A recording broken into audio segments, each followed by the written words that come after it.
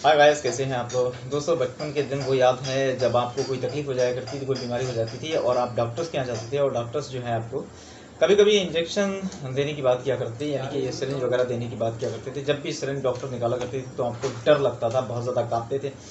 होता है, हम सभी के साथ में ऐसा हुआ है कि बचपन में अक्सर हम लोग जो है वो इस सिरिंज से डरा करते थे, सुई लगने से डरा करते थे।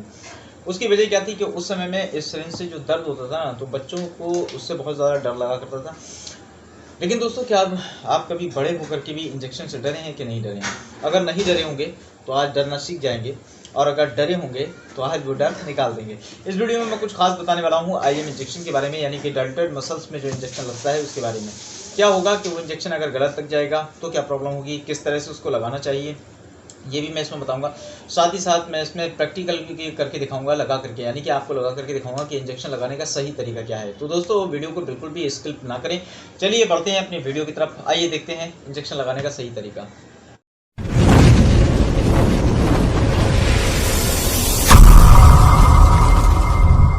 हाय गाइस, कैसे हैं आप लोग। मैं हूं आपका दोस्त रजा और आप देख रहे हैं हमारा यूट्यूब चैनल डॉक्टर रजा हेल्थ केयर। दोस्तों, जैसे कि मैंने वीडियो के शुरू में बताया आईएम इंजेक्शन के बारे में, आज की वीडियो जो है वो ऑन डिमांड है। किसी ने मुझसे कमेंट करके पूछा था कि हाथ में इंजेक्शन लगाना सिखाइए। तो दोस्तों, यहाँ पर मैं प्रैक्टिकल और थ्योरी दोनों चीज़ें लेकर के आपकी खिदमत में हाजिर आया हूँ।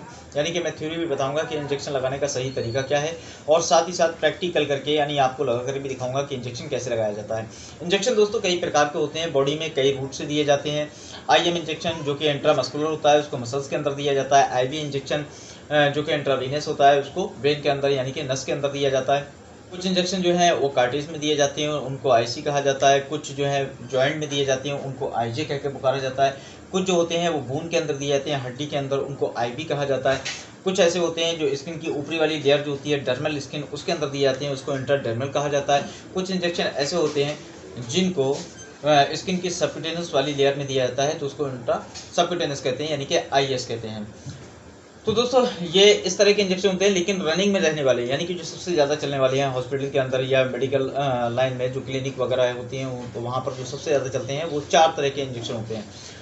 उनमें सबसे पहले नंबर पर है आईएम इंजेक्शन, यानी कि जो मसल्स के अंदर दिया जाता है।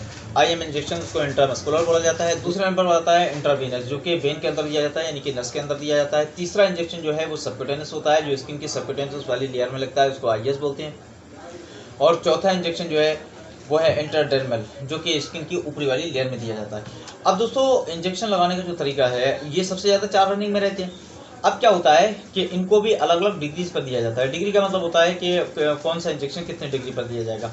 जैसे कि एग्जांपल के तौर पर मैं आपको बताऊँ, आईएम इंजेक्शन है उसको 90 डिग्री पर दिया जाता है। जैसे ये एग्जांपल के तौर पर आपकी स्किन है, तो क्या होगा कि 90 डिग्री पर इसको बिल्कुल ही सीधा दिया जाएगा, बिल्कुल स्ट्रेट एकदम दिया जाएगा। इसको इंजेक्शन को ना इधर किसी भी साइड जाने नहीं झुकाया जाएगा। तो मैं आपको मैप दिखा रहा हूँ, मैप के जरिए आप समझिएगा। मैं आपको बताता हूँ, ये देखिए मैप। तो दोस्तों, ये तो हो गए ये 4 इंजेक्शन जो सबसे ज़्यादा रनिंग में रहते हैं। दोस्तों, एक बात ध्यान रखने की है कि जो इंजेक्शन जिस रूट से दिया जाना है उसी रूट से दिया जाएगा। मान लीजिए आईएम इंजेक्शन है, यानी कि मसल्स में लगने वाला इंजेक्शन है, आपने उसको आईबी दे दिया, वेन के अंदर दे दिया, या सबक्यूटेनियस लेयर वाला जो है आपने डर्मल लेयर में दे दिया, या फिर जॉइंट वाला जो है आपने बोन में दे दिया, या बोन वाला जो है वो आपने आर्टीज में दे दिया। तो इस तरह से अगर आपने इंजेक्शन को दिया तो ये बहुत ही ज़्यादा घातक साबित होगा, और कभी कभी पेशेंट की मौत भी हो जाती है। तो ध्यान रखिएगा, जो इंजेक्शन जिस रोड से दिया जाना है उसी रोड से दिया जाएगा, उसका रोड चेंज नहीं करना है। तो हम यहाँ पर बात करने वाले हैं आईएम इंजेक्शन के बारे में, जो कि मसल्स के अंदर दिया जाता है, खासतौर से बाजू के ऊपर दिया जाता है, या फिर हिप वगैरह पर दिया जाता है, या थाई वगैरह पर दिया जाता है। तो इसके बारे में बात करने वाले हैं। दोस्तों, आपने देखा होगा कि गली मोहल्लों के अंदर छोटे डॉक्टर बैठते हैं, या बहुत सारे हॉस्पिटल के अंदर भी देखा गया है कि जो प्रैक्टिस करने वाले बच्चे होते हैं ना, वो उसमें छोटे छोटे बच्चे भी होते हैं और बड़े भी होते हैं, होशियार भी होते हैं, नए भी होते हैं। तो उसमें क्या होता है कि बहुत सारे डॉक्टर्स लापरवाही करते हैं, उनको सिखाते वक्त ये कह देते हैं कि जहाँ मांस देखो वहाँ इंजेक्शन लगा दो। ये कौन सी थ्योरी है भैया, ये कौन सा प्रैक्टिकल है आपका कि जहाँ मांस देखो वहाँ इंजेक्शन को लगा दो? ऐसा कुछ थोड़ी है कि जो इंजेक्शन जहाँ लगने का वहीं तो लगाया जाएगा, जहाँ मांस देखोगे वहाँ लगा दोगे। ये कौन सा तरीका है भैया? इंजेक्शन की भी अपनी एक नियमावली है, अपने कुछ रूल्स हैं, कायदे कानून हैं, उन्हीं के आधार पर आपको लगाना है। ये तो कोई बात नहीं, आप तो पेशेंट के साथ में खिलवाड़ कर रहे हैं। अगर वो इंजेक्शन गलत लग गया, उस बच्चे से धोखे से कहीं लगना कहीं था और लग कहीं गया, तब क्या होगा? पेशेंट की क्या कंडीशन होगी? कभी इसके बारे में आपने सोचा है? तो मेहरबानी करके इस तरह की कोई भी लापरवाही ना करें, बल्कि जहाँ जो इंजेक्शन देने का है वहीं दिया जाएगा, जो तरीका है उसी तरीके पर दिया जाएगा। सारी बातें मैं आपको इस वीडियो में बताने वाला हूँ, वीडियो को लास्ट तक देखिएगा। तो दोस्तों, इंजेक्शन लगाने के लिए, आईएम इंजेक्शन लगाने के लिए हमें ज़रूरत पड़ती है सबसे पहले डिस्पो की। यानी कि सिरिंज की, जो इस तरह की पैकिंग में आती है।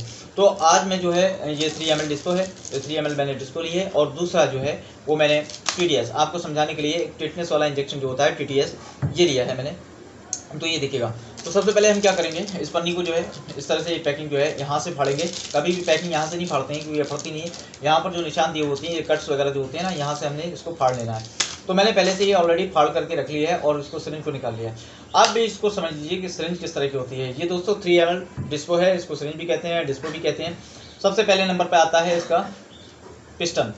ये जो पिस्टन होता है, जब हम सिरिंज को निकालें तो 2-3 बार इसको पिस्टन को हमें आगे कर लेना है, आगे पीछे कर लेना है। तो इससे क्या होगा, पिस्टन हमारा फ्री हो जाएगा। और पिस्टन अगर बहुत ज़्यादा फ्री होगा तब भी हमें पता लग जाएगा, तो इसमें इंजेक्शन जो है वो हमारा ख़राब नहीं होगा, तो हम इसको यूज़ नहीं करेंगे, बल्कि दूसरी डिस्पो हम लेंगे। तो पहले नंबर पर है पिस्टन, इसको हम पिस्टन बोलते हैं। दूसरे नंबर पर, ठीक है, बेस। तीसरे नंबर पर आती है इसकी बॉडी। चौथे नंबर पर आती है इसकी टिप, ठीक है। Base, piston, base, body, tip, ठीक है। अब इसके बाद में इसके साथ में ही आती है निडल। तो निडल भी ठीक इसी तरह से है। ये होगी इसकी कैप, ठीक है। ये हो गया इसका बेस, ठीक है। ये हो गई निडल, और इसका ये जो है टिप जो है इसमें कटान जैसा रहता है। ये हो गया। अब आपने क्या करना है कि अक्सर देखा होगा आपने कि पैकिंग आती है डिस्पो की, तो उसमें इस तरह की होती है, ये भी खुली हुई होती है, ये भी खुली होती है। अब बहुत सारे लोग ये करते हैं कि नए जो होते हैं ना इंजेक्शन देने वाले, नए लड़के हैं, सीख रहे हैं जो, या लड़कियाँ वगैरह जो भी बच्चे हैं, तो वो क्या करते हैं कि इसको निडल को डायरेक्टली ऐसे करके लगा देते हैं और छोड़ देते हैं। निडल इस तरह से अगर आप लगाएंगे तो क्या होगा कि इंजेक्शन जब आप भरेंगे और किसी इंजेक्शन को देने के लिए जाएंगे तो इंजेक्शन जो है वो यहाँ से लीक कर जाएगा। और कभी कभी तो ऐसा होता है कि ये जो है निडल यहाँ से निकल जाती है। तो क्या करना है, हमें निडल को इसके ऊपर अच्छी तरह से यहाँ से रखना है, और रखने के बाद इसको पकड़ करके घुमाते हुए नीचे को प्रेस, इस तरह से प्रेस करना है, नीचे को दबाना है। अब ये टाइट हो गई, कहीं भी निकलने वाली नहीं है। तो दोस्तों ये तो होगी इसकी तैयारी। अब इसके बाद में क्या करना है हमें कि इसको यहाँ से कैप को उड़ा देना है, तोड़ना है। तो तोड़ने का तरीका तो सभी को मालूम होता है, ठीक है, तोड़ के दिखाने की ज़रूरत नहीं है। तो आपने इसमें इंजेक्शन को लोड कर लेना है। लोड करने के बाद अब ये आपका इंजेक्शन जो है वो पूरी तरह से तैयार हो गया है। अब चलिए दोस्तों देखते हैं कि इसको लगाना कैसे है, किस जगह लगाना है, क्या क्या सावधानियां बरतनी है, आइए देखते हैं। हेलो गाइस, अब हम लोग आ गए हैं अपने प्रैक्टिकल की तरफ। जैसा कि मैंने शुरू में बताया था कि मैं प्रैक्टिकल करके भी दिखाऊंगा। तो यहाँ पर मैं जो है डेल्टोइड मसल्स में लगने वाला इंजेक्शन, जिसको IM इंजेक्शन कहते हैं, जो कि 90 डिग्री पर दिया जाता है, उसको मैं सीधे आप लोगों को लाइव लगा करके दिखाऊंगा कि उसके लगाने का बेहतर तरीका क्या है, किस जगह पर हमें इंजेक्शन नहीं देना चाहिए, कौन कौन से वो पार्ट हैं जिस जगह हमें इंजेक्शन नहीं देना चाहिए, वो कौन सा हिस्सा है, कौन सा पार्ट है बॉडी का जहां हमें इंजेक्शन देना चाहिए, और वो सही जगह है कि हम उसको किस तरह से नापेंगे, किस तरह से उसको ट्रायंगल वगैरह बना करके उसको किस तरह से हम जो है चिन्हित करेंगे। तो दोस्तों ये बॉडी है, आगे बढ़िएगा थोड़ा सा। ये बॉडी आप देख रहे हैं इस तरह की, ये बॉडी है इस तरह की आप देख रहे हैं, इसको डेल्टोइड मसल कहते हैं। अब ये किस तरह से होती है बनी हुई, मैं इसकी आपको बनावट करके दिखा रहा हूँ। एग्जाम्पल के तौर पे ये जो है आपका एक्रोमेन प्रोसेस कहलाता है। ये जो हड्डी होती है, हड्डी के बराबर में ये जो जॉइंट होता है, इसको हम बोलते हैं एक्रोमेन प्रोसेस। तो एक्रोमेन प्रोसेस जो होता है ये ऊपर के हिस्से में है, यानी कि ये शुरुआती डेल्टोइड मसल्स है, और यहाँ से मसल्स होते हुए नीचे यहाँ पर आकर के बीच में यहाँ हेमरस के अंदर फंसी हुई होती है। इस तरह से घूम करके ये, और इस तरह से घूम करके ये हेमरस के अंदर घुसी हुई होती है, धसी हुई होती है। ये जो होता है पिछला हिस्सा बैक का, इसको हम जो है, ये बैक वाला हिस्सा जो होता है पीछे आप जो देख रहे हैं, बैक वाले हिस्से को हम जो है ट्राइसेप्स कहते हैं, और आगे वाला जो हिस्सा होता है, आगे वाला पोर्शन जो होता है, इसको हम जो है बाइसेप्स बोलते हैं। इंजेक्शन जो होता है वो हमेशा डेल्टोइड मसल्स के अंदर दिया जाता है, ना ही ट्राइसेप्स के अंदर और ना ही बाइसेप्स के अंदर दिया जाता है, सीधे हम यहाँ पर इस जगह देते हैं। अब हम कैसे मालूम करें कि इतने पोर्शन में हमें किस जगह इंजेक्शन लगाना है? तो दोस्तों सावधानी बरतते हुए, यहाँ से ये हड्डी जो खत्म होती है, ये जॉइंट होता है ना, इस जॉइंट से हमें क्या करना है कि एक उंगली और दूसरी उंगली इस तरह से हमें रखनी है। आप दिखाइएगा आगे बढ़ के, इस तरह से हमें ये जो जॉइंट से दो उंगलियां ले लेनी है, यानी कि हमारा जहाँ से एक्रोमेन प्रोसेस है यहाँ से हमें 2 उंगली इस तरह से रखनी है, और उसके बाद हमें एक ट्रायंगल बनाना है। और ट्रायंगल के लिए हमें क्या करना है कि अपनी दोनों उंगली दूसरे हाथ की जो है वो इस तरह से लेनी है, और यहाँ पर इस तरह से रखनी है। ये ट्रायंगल बन गया, ये देख सकते हैं आप, इस तरह से ट्रायंगल बन गया। जब ये ट्रायंगल बन जाए तो अब इस ट्रायंगल के ना ही इस साइड में ना ही उस साइड में, बल्कि ट्रायंगल के बीचों बीच में हमें इस पॉइंट पे देना है इंजेक्शन। यहाँ इस पॉइंट पे हमें देना है लगभग ऊपर से 7 सेंटीमीटर, ऊपर से समथिंग 7 सेंटीमीटर या उससे कुछ कम, इससे ज़्यादा नहीं होना चाहिए। इससे ज़्यादा होगा तो क्या होगा दोस्तों, इससे ज़्यादा अगर हम नीचे ले आते हैं तो इंजेक्शन लगाना ठीक है या नहीं है, उसके लिए मैं आपको बताता हूँ। चलो एक्चुअली होता क्या है कि यहाँ से एक नर्व होकर के गुजरती है, ये जो है यहाँ से, एक मिनट रुक जाइए, यहाँ से एक नर्व होकर के गुजरती है। इस नर्व को क्या बोलते हैं, एक्सियल नर्व। यहाँ से एक नर्व होकर के गुजरती है, इसको एक्सियल नर्व कहा जाता है। और इसी के जस्ट नीचे होकर के ये दूसरी नर्व होकर के गुजरती है, यानी कि दूसरी वेन, दूसरी नस या नर्व, कुछ भी कह सकते हैं आप लोग, तो इसको रेडियल नर्व कहते हैं। ये जो प्रोसेस होता है, ये जो जोन कहलाता है, ये डेंजर जोन कहलाता है। अब क्या होगा कि अगर यहाँ पर हमने इंजेक्शन दे दिया, मान लीजिए IM इंजेक्शन हम लगा रहे थे और हमने लापरवाही की और यहाँ पर हमने इंजेक्शन वगैरह दे दिया, तो ये नर्व जो है ये डैमेज हो जाएगी, हाथ जो है इनका बेकार हो जाएगा, यानी हाथ जो है वो काम करना बंद कर देगा, सुन्न पड़ जाएगा, हाथ जो है वो काम करना बंद कर देगा। तो ये डेंजर जोन कहलाता है, यहाँ पर हम इंजेक्शन बिल्कुल भी नहीं देंगे। रही बात दूसरी कि बहुत सारे लोगों ने आपने देखा होगा कि बॉडी को इस तरह से थोड़ा सा झुकाते हैं और यहाँ पकड़ते हैं और इंजेक्शन को इस तरह से धंसा देते हैं, ठीक है। तो ये तरीका जो है लगाने का, इस तरह से भी लगा सकते हैं आप, ट्राइसेप्स में भी लगा सकते हैं, लेकिन उसके लिए बहुत ज़्यादा नॉलेज की ज़रूरत होती है दोस्तों। उसकी वजह यह है कि हमारे जो ट्राइसेप्स होते हैं, तो ट्राइसेप्स में से भी दो न्यूरॉन जाती हैं, ठीक है। एक तो रेडियल न्यूरॉन जाती है और दूसरी जो होती है अल्नर जाती है। यहाँ से रेडियल और अल्नर, ये दो नर्व इस तरह से होकर के गुजरती हैं, ठीक है। तो क्या होगा कि अगर हम ट्राइसेप्स में लगाते हैं तो रेडियल या अल्नर, इन दोनों में से कोई भी नर्व अगर डैमेज हो गई तो उसी वक्त हैंड टू हैंड हाथ को लगवा मार जाएगा, हाथ जो है वो काम करना बंद कर देगा। और आपने देखे बहुत सारे केसेस के, बहुत सारे लोगों के ऐसे होता है कि एक हाथ काम करना बंद कर देता है, सुन पड़ने लगता है, ऐसा होता है वैसा होता है। तो इसमें क्या होता है, यही लापरवाही होती है कि बहुत सारे डॉक्टर्स के यहाँ, मैंने पहले ही बताया कि बच्चे होते हैं छोटे छोटे काम करते हैं, उनको बता दिया जाता है कि जहाँ गोश्त देखो, जहाँ मांस देखो, जहाँ जगह देखो, वहाँ पर जो है इंजेक्शन लगा दो। ऐसा नहीं होता है, इंजेक्शन की भी एक परिभाषा है, इंजेक्शन का भी एक तरीका है, एक प्रैक्टिकल है, एक थ्योरी है। तो दोस्तों ये तो रहा मामला ये वाला, ठीक है। अब क्या करेंगे, इन दोनों जगह पे सावधानियां बरतेंगे। और ये पॉइंट जो है जो मैंने बताया आपको, इस जगह हमें इंजेक्शन देना है। क्या करना है हमें, एक्रोमेंट प्रोसेस से हमने 2 उंगली इस तरह से रखी, ठीक है। उसके बाद में हमने ट्रायंगल बनाया बीचों बीच में, और ट्रायंगल के ऊपरी हिस्से में हमें जो है इंजेक्शन देना है, ना कि बीचों बीच हिस्से में भी दे सकते हैं, थोड़ा सा ऊपर को लेकर के दे सकते हैं। अब क्या है कि मैं आपको इंजेक्शन दे करके दिखा रहा हूँ। पहले हमें बढ़िया तरह से, अच्छी तरह से इसको वॉश कर लेना है। सैनिटाइज़र वगैरह हो आपके पास, स्पिरिट वगैरह हो, सैनिटाइज़र हो, जो भी चीज़ हो आपके पास, उससे आपने इसको बेहतर करके, ठीक है, स्कैन कर लेना है।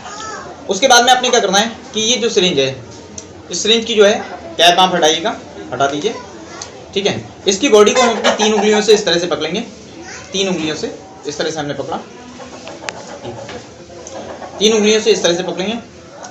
अब इसमें जो है नीचे वाली उंगलियां जो हैं ये शामिल रहेंगी, सॉरी, ये वाली जो है इसको हमने बिल्कुल फ्री रखना है, ठीक है। नीचे वाली, हाथ की नीचे वाली 3 उंगलियों से हमें इस तरह से पकड़ना है, ये देखिएगा, ठीक है। और इस उंगली को हमें बिल्कुल फ्री रखना है, उंगली के पास वाली जो उंगली है इसको बिल्कुल फ्री रखना है। किस लिए फ्री रखना है कि जब हम इंजेक्शन देंगे तो पहले तो हम बॉडी को इस तरह से स्कॉच करेंगे। जैसे मान लीजिए कोई मोटा पेशेंट है तो उसमें स्कॉच करने की ज़रूरत नहीं पड़ती है, थोड़ा पतला है तो उसमें स्कॉच करने की ज़रूरत पड़ती है, ठीक है।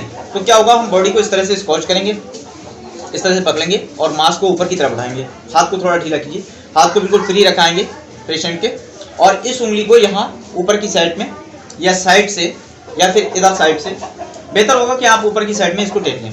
इससे क्या होगा कि जब आप इंजेक्शन दे रहे होंगे तो ये 90 डिग्री पे दिया जाता है। 90 डिग्री का मतलब होता है बिल्कुल सीधा स्ट्रेट इंजेक्शन लगाना होता है, ठीक है। और जब हम आप इसको देंगे इस तरह से, तो पेशेंट, जब ये उंगली आपकी सटी हुई होगी बॉडी से पेशेंट की, तो पेशेंट कितना भी हिले, ठीक है, इंजेक्शन आपका गलत रास्ते पर नहीं जाएगा। अब आपने करना है, बढ़िया से इसको साफ किया, और साफ करने के बाद एक बात ध्यान रखिएगा, इसको हमें टच नहीं करना है, जो निडल है उसको, निडल को हमें टच नहीं करना है। कॉटन को हम जो है दूसरे वाले हाथ में इस तरह से पकड़ लेंगे, दूसरे वाले हाथ में इस तरह से पकड़ लेंगे। अब क्या करेंगे कि इसको हम जो है स्कॉच करेंगे। इंजेक्शन पकड़ने का तरीका मैंने आपको बताया है, इसकी बॉडी को इस तरह से पकड़ना है, इस वाली उंगली को फ्री रखना है। 90 डिग्री पर हमें जो हमने निशान लगाया था 90 डिग्री पर इस तरह से लेकर के, और हमें इंजेक्शन रखना है और पुश करते जाना है 90 डिग्री पर। इंजेक्शन जब पूरा अंदर पहुंच जाए, हाथ को रोक दीजिए। हाथ को रोकने के बाद ये वाला हाथ जिसमें कॉटन है ये यहाँ ले आइए, ठीक है। दूसरे हाथ को फ्री करें और फ्री करने के बाद इसका जो पिस्टन है इसको पीछे खींचे, हल्का सा पीछे खींचने के बाद अगर ब्लड नहीं आता है तो इंजेक्शन को आगे बढ़ा दीजिए। धीरे धीरे इंजेक्शन को आगे बढ़ाया और इंजेक्शन को निकाल लिया, रख कर दिया। ये इंजेक्शन लगाने का सबसे बेहतर तरीका है। क्या होगा कि ये इंजेक्शन ना तो बॉडी में, ना तो हाथ में ये दर्द करेगा और ना ही इससे कोई खतरा होगा।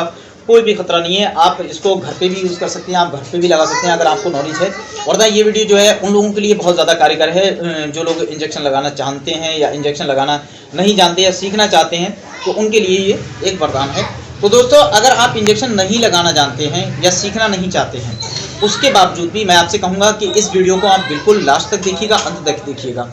उसकी वजह ये है कि अगर कोई डॉक्टर या किसी डॉक्टर के पास मान लीजिए बच्चे जो होते हैं, छोटे छोटे बच्चे काम सीखने के लिए आते हैं, प्रैक्टिस के लिए आते हैं, तो अगर वो आपको गलत इंजेक्शन दे रहे हैं तो आप उनको रोक सकते हैं। आपको नॉलेज होगी तो आप उनको बता भी सकते हैं, ठीक है।